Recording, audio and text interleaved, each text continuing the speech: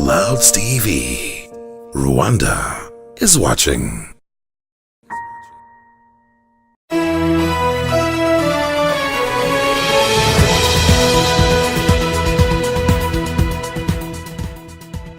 Turabasuhuje tubaha ikaze muri Clouds Tonight. Uyu ni umwanya w'amakuru mu Kinyarwanda. Perezida w'u Rwanda Paul Kagame yasobanuriye abitabiriye inama y'iminsi ibiri yiga ku mahirwe aboneka mu ishoramari n'imbogamizi zikigaragaramo ko abanyarwanda baciye mu mateka ahora abihwiturira gutera imbere no kudasubira inyuma. Ibi umukuru w'igihugu yabivugiye Dubai mu bihugu byunze ubumwe by'Abarabu kuri uyu wa kabiri tariki 18 Ugushyingo ari kumwe na mugenzi we wa Somalia Hassan Sheikh Mohamud n'umuyobozi w'ikigo cy'ishoramari Investment Corporation of Dubai. Uyu akaba yitwa Mohamed Ali Shaiban. Perezida Kagame yavuze ko niba u Rwanda rushobora kugera ku iterambere rumaze kugeraho, bivuze ko ibindi bihugu bimeze bityo nabyo bishobora kubigeraho. Yongeyeho ko ari ibintu byumvikana ko ushobora kugera kure kandi icyuho cyabayeho mu burenganzira bw'abantu kigakurwaho. Perezida w'u Rwanda yasobanuye ko bidashoboka gukora impinduka za politiki ngo zigerweho igihe cyose impinduka mu mibereho y'abaturage zaba zitaragerwaho. Kagame yagize ati ugomba kureba ishusho yose muri rusange. Yanagaragaje ko u Rwanda rushaka ishoramari rizamura ubushobozi n'ubumenyi bw'abaturage cyane cyane bakiri ku rwego ruciriritse. Yavuze ko u Rwanda rwifuza kubona urujya n'uruza hagati y'ubucuruzi bw'u Rwanda na Dubai rwiyongera. Tubibutse ko Perezida Kagame ari Dubai mu nama izamara iminsi ibiri yiga ku ishoramari hagati y'ibihugu bya Afurika ndetse n'ibyo mu Barabu.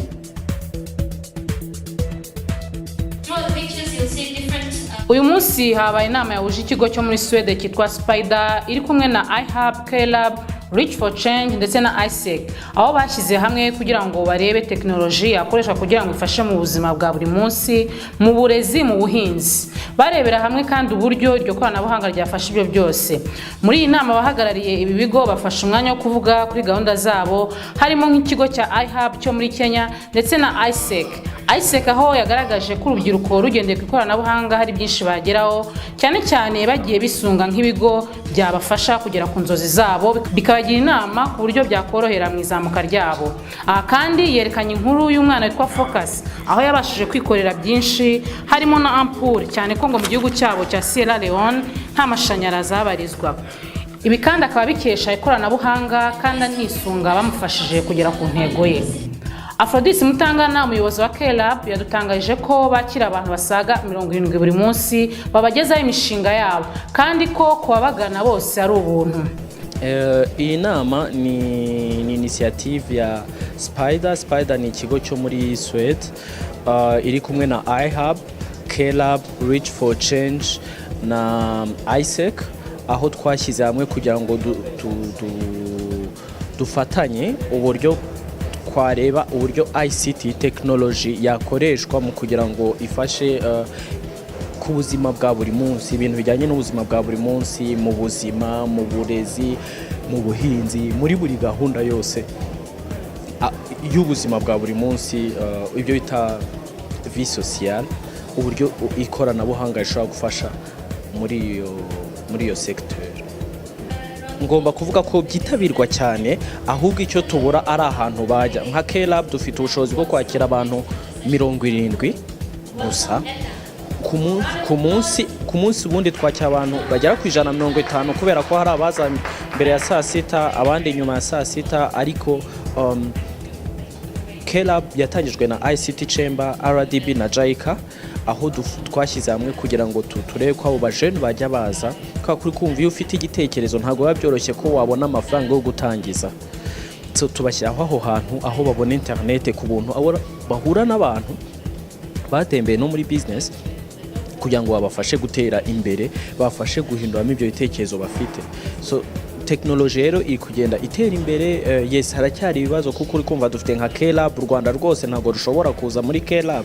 So ibyo ngibyo ni nayo mpamvu turi gutegura ibyo bita kujya mu makaminuza, gutegura mu matelecentre, ahantu abantu bose bashobora kujya bajya bakabona ibyo K-Lab bishobora kubaha niyo yaba ari mu biturage. naho Henry Umunakwe akaba yishimiye kugaragara muri iyi nama ngo cyane ko nawe ari byo yifuza nk'umunyafrika. ISEC is an international youth organization. ISEC ni ikigo gikorera henshi nka Uganda, Kenya, Tanzania, u Rwanda ndetse na Ethiopia. Tukaba dufasha urubyiruko rushaka kwikorera kugera ku nzozi zarwo. Twahuriye hamwe n'ibindi bigo kugira ngo duhurize hamwe ibitekerezo uburyo iryo koranabuhanga ryagira byinshi rifasha ku rubyiruko. Nkaba nishimiye kugaragara muri iyi nama cyane ko nanjye ari byo nifuza nk'umunyafurika.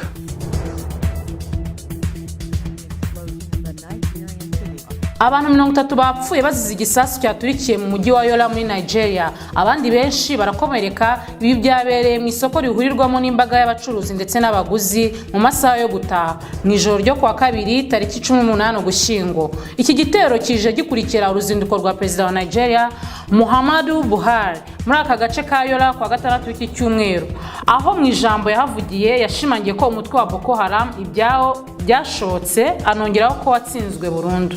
Bibaye bwa kabiri muri uyu mwaka Yola yibasirwa n'ibisasu bitana abantu benshi, ndetse umujyi uherereye mu majyaruguru ya leta ya Adamawa ukaba ari umwe mu yibasiwe bikomeye n'ibikorwa by'ubwiyahuzi bya Boko Haram. Kugeza ubu abagera ku 15 bamaze gupfira mu bitero byibasiye Nigeria bikozwe na Boko Haram, mu gihe abarenga 1.5 miliyoni bo bahunze basize ibyabo. Boko Haram yashinzwe muri 2002 igamije guca imyigishirize y'abanyaburayi ikoreshwa muri Nigeria, ari nacyo gisobanuro cy'izina Boko Haram mu rurimi rw'Igihausa. Aho mu ishyaka rya Republican muri Leta Zunze Ubumwe za Amerika barasaba ko igihugu cyabo cyarekera kwakira impunzi ziturutse muri Syria. Donald Trump, umunyapolitike wo mu ishyaka rya Republican, yagize ati: We cannot let them come into this country, period. Ntitwareka ngo bakomeze kwinjira muri iki gihugu muri ibi bihe. Ishyaka ry'aba Republican rikomeje gushyira igitutu kuri Obama n'ishyaka rye babasaba ko bakwirukana ndetse ntibongere kwakira impunzi z'abanyasiriya kuko ngo ibibazo bafite batakongeraho impunzi. Iki kibazo cyagarutsweho cyane n'abaminisitiri bo muri iki gihugu basaba ko imipaka yo muri Alabama, Indiana, Michigan n'ahandi henshi ifungwa. Ibi bije nyuma yuko mu bakekwaho kugira uruhare mu bitero byabereye Paris bigahitana abantu benshi habonetsemo umwe mu binje mu Bufaransa nk'impunzi ivuye Syria. Guverineri wa leta mu majyaruguru ya Carolina yasabye leta ko yahagarika korohereza impunzi z'abasiriya muri aka gace ayobora. Guverineri wa leta ya Texas kandi nawe yandikiye Perezida Barack Obama amumenyesha ko leta ye itazongera kwakiriza impunzi. Perezida Obama ubwo yari ari mu nama yahuzaga ibihugu 20 bikize ku isi muri Turukiya, yavuze ko biteye isoni n'agahinda kumva umunyapolitiki avuga ko adashaka gufasha umuntu uri mu kaga. Iyo numva umuyobozi atanga igitekerezo ngo twakire impunzi z'abakirisitu gusa, kandi bamwe muri bo imiryango yabo yaraje muri Amerika ihunze intambara mu bihugu byayo, ni ibintu biteye ikimwaro. Senateri Ted Cruz uri mu bahatanira kuzayobora Amerika mu ishyaka ry'aba Republican, nawe winjiye muri Amerika avuye muri Cuba we n'umuryango we, abibajijwe n'umunyamakuru ko byari kugenda iyo baza kugera muri Amerika bakanga kubakira. Iyo data aza kuba avuye mu gihugu gishyigikira idini ryica abantu kuko badahuje ukwemera cy'ibyihebe, natwe bari kudusabira kutinjira muri iki gihugu.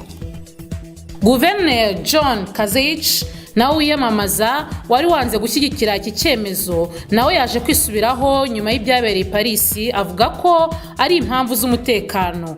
Tubibutse ko Leta Zunze Ubumwe za Amerika zakira 2178 kuva intambara yatangira mu mwaka wa 2011. Kuri uyu wa mbere nibwo bashinzwe umutekano mu gihugu cy'Ubufaransa batangiye gufata abakekwaho ibikorwa by'iterabwoba no gutunga intwaro. Iki gikorwa kibanze mu mujyi wa Lyon, hakaba hamaze gufatwa abagera kuri 5. Hatahurwa igisasu cya rocket n'imbunda yo mu bwoko bwa pistole. Minisitiri w'intebe w'Ubufaransa Manuel Valls yatangaje ko hashobora kubaho ibindi bitero by'iterabwoba bikomeye mu Burayi. Ibi bibaye nyuma y'amasaha atageze kuri 12 Ubufaransa bugabye ibitero ku mutwe wa Islamic State muri Syria. Iki gikorwa cyafashwe nk'icyambere gikomeye iki gihugu gikoze nyuma y'igitero kibasimurwa mukuru. Ubufaransa bwarashe ibiro bikuru ahakorerwa imyitozo ndetse n'ahabikwa intwaro z'uyu mutwe. Ubufaransa bwagabye ibi bitero buturutse muri Leta Zunze Ubumwe z'Abarabu no muri Jordania mu ijoro ryo ku cyumweru. ntibaratangaza ibyavuye muri iki gitero cyangwa niba hari umusivile wakiguyemo.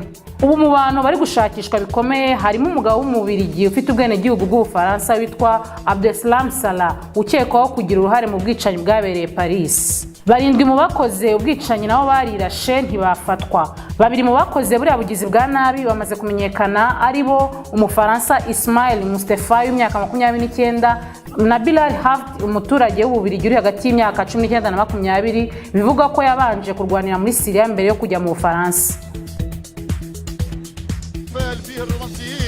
Mu gihe Amavubi yavuye muri Tunisia honda agatoki ku kandi ngazasezerera Libya mu Rwanda, umukino wo kwishyura byaje guhumira ku mirari maze Libya yihaniza ikipe y'u Rwanda ihisomo ry'ibitego 3-1. Igitego cya mbere cyabonetse ku munota 36 gitsinzwe na Munir, kiza kwishyurwa na Jacques Tuyisenge mu minota y'inyongera mu gice cya kabiri.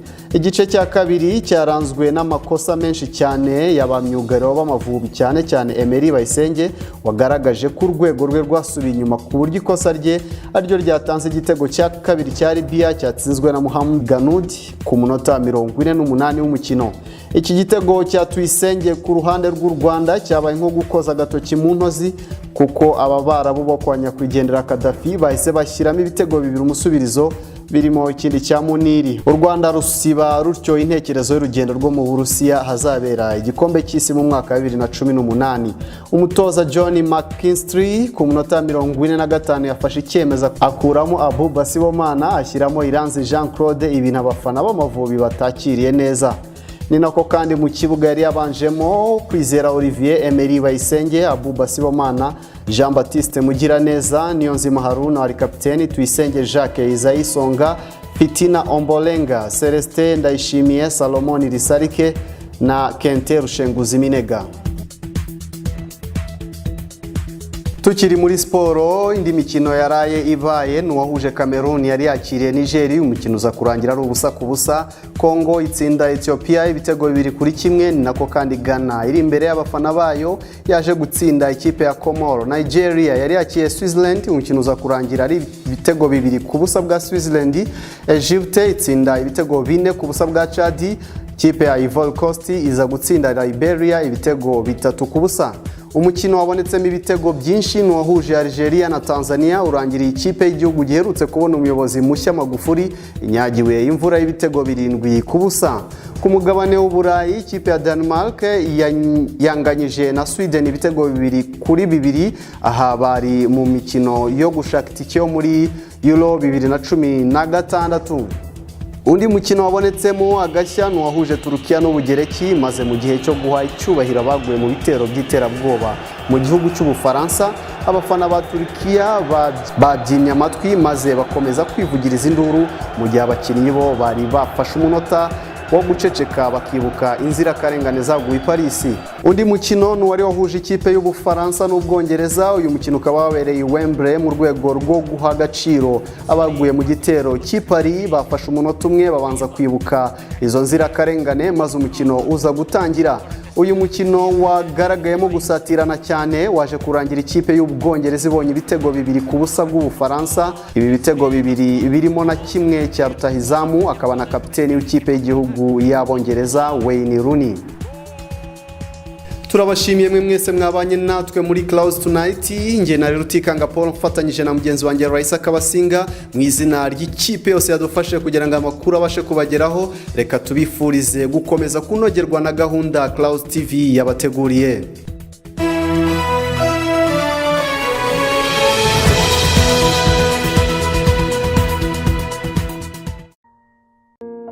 Clouds TV. Rwanda is watching.